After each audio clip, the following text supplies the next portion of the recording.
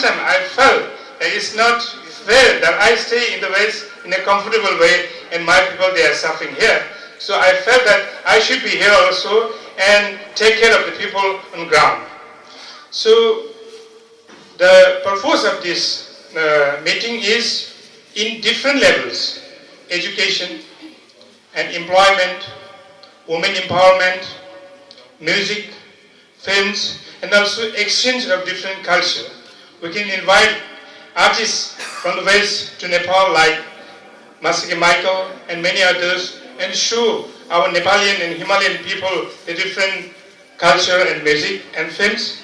And we can also bring our artists from here to the West and to show them our reach, who is also international coordinator for Cannes Film Festival, and that the president of Cannes Film Festival is a very good close friend of him. You are the, like I mentioned, the modern Lama I always want to be around with. You make us feel so comfortable all the time.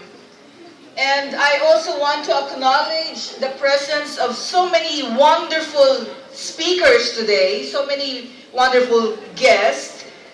Of course, Sir Richard Nilsson from Sweden, whose philanthropic works are known around the world through his foundation, the Adventure for Humanity. He is the former Consul General to United States of Sri Lanka, and also he's the head of the tourism board and the director of airport aviation department of Sri Lanka. So thank you, my dear friend. If you go to Sri Lanka, you will see his exquisite hotels, the Tilanka Hotel, where I always stay.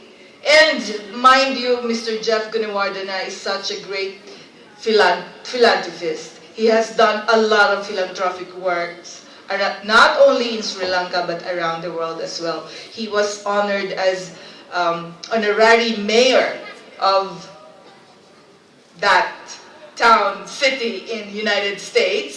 Using films, songs and stage performance in order to achieve world peace. And his passion drives a lot of people, and as a result, this event is held whether I stand here now, I think. I'm working with solo and teams in Kyoto, Japan, to convey his message with performance. Also, I made Michael Jackson's 100 movements. I respectfully pick up the name his 100 movements, moonwalk, etc. My wish that the fusion of art and dance in various fields as he did will bring new value to this world. So I teach Michael dance using this Michael Jackson's 100 movements. A man in the mirror. I dance with that in my mind all the time. Michael's legacy will live forever. For the future, I hope to tell it all over the world for the next generation. If you enter this world knowing your love, and you leave this world knowing the same, then everything that happened in between can be dealt with. Feel the feelings that they're going through with your high sense of empathy, then you can perform several roles as an actor. And this is what I always strive to do in my films, because in a film scenario in Nepal is probably slightly different from the kind of film scenarios in other countries in the world. When I started off about 30 years ago, by the way, I'm only 25, but I've been in the movie industry for 30 years, so you do your maths. So when I started off 30 years ago, we were hardly making any films. And when I did my first film, and it was received so well, what I sensed, what I learned from that film, my very first film, when people received it so well, and we were very raw those days, you know, here in Nepal in making films. What I sensed is, people here, instead of looking at the technicality of the film, the presentation of the film, what they really look for is the human aspects in the story of the film, in the characters of the film. Whether they can relate to that character or not in the human ground, knowingly or unknowingly. Whether they can identify with the emotions that the story is portraying, whether they can identify with the emotions that the actor's character is portraying. And that is what draws the audience to the movie theater. And I realized that right from my first film. And from the second film onwards, my main concentration was always, no matter what kind of film I was in, you know, I've been in good, bad, and ugly films, but my main concentration was, how can I reach to the common people through my characters, through my stories, more than concentrating on how I can present this well, or how I can, you know, make it a very polished films.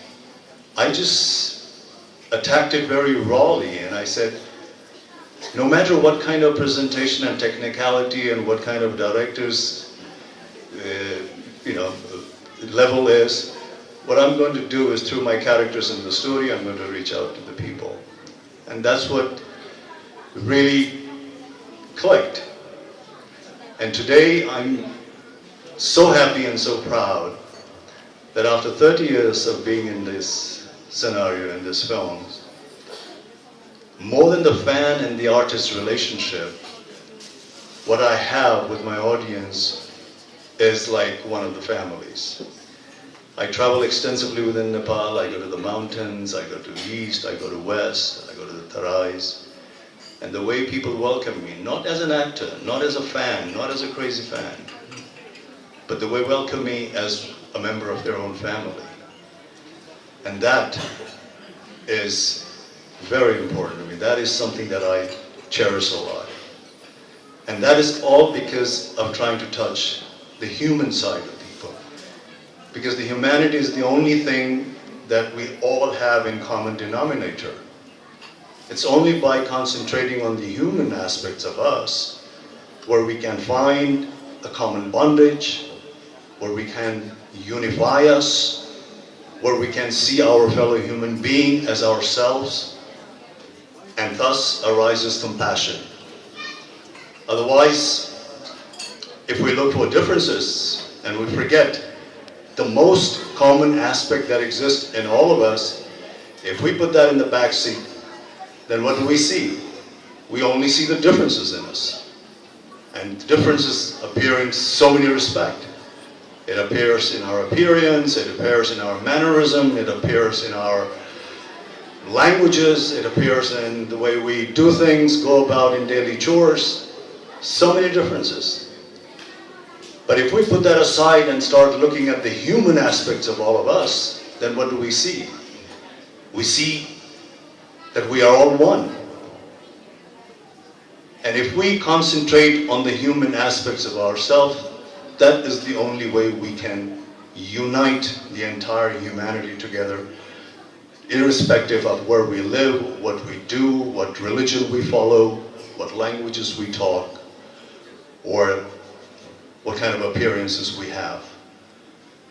That will not matter at all. So humanity is the utmost importance, and that is the only way that can sustain a humankind for a long, long, long run. Otherwise, at the end of the day, what is going to happen is we're just going to be at each other's throat. Even when we're doing good things, because our good things is just concentrated on a particular community. It's very rarely that our good things, whatever good things we do in different parts of the world, is universal. So even to protect our good thing, it's an irony, to protect our good things, we intended to be violent against the other person, or the other group, or the other community. Because what we're thinking is, it's only what we are doing is good, so in order to protect our good, we must be ready to do anything. Without pollution. We want to live by each other's happiness and not by each other's misery. We need humanity. We need love and we need compassion. Without these qualities, the life will be violent and all will be lost. It is crucial that we take our responsibility and we make the right decision in order to restore the hope, balance and aspiration.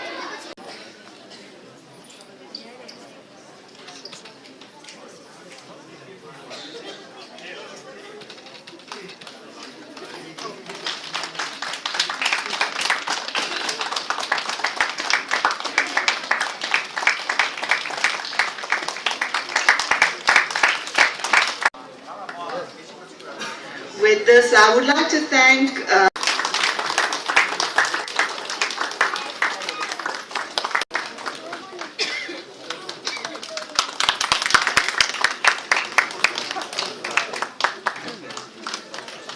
you don't have to wait to have a big organization or to be helped by a big donor, because